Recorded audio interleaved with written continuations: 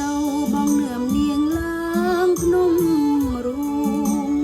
ថាភ្នំធំចុងក្រងអូធំអុយណាបងណាភ្លៀងលលំតអង្គុយក្រមសាលាកាច់បកា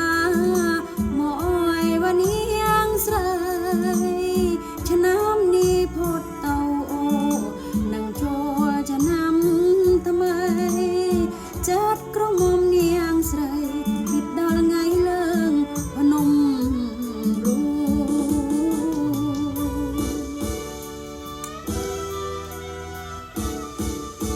ងកលពីបងអើយបកាថាស្រឡាញ់ស្រីណាណាណា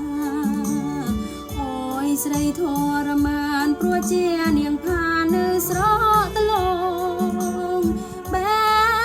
ទៅឃើញថាអប្រាសាទភ្នំរូងពួកត្រង់មិនដេញធ្វើចុះយ៉ាងណាលឺអ្នកស្រុកគេល្បីថាបងមានគូសងសា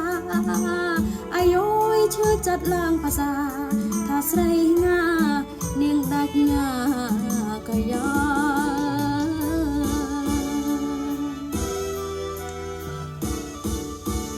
អូយបងមានក្តីសុខនងសងសានក្រមុំថ្មី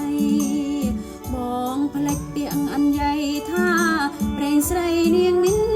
ដល់ប្រេងនាងវាទៀបព្រៀបដោយរកកុំឲ្យកង្វល់គិតដល់វនាងឡើ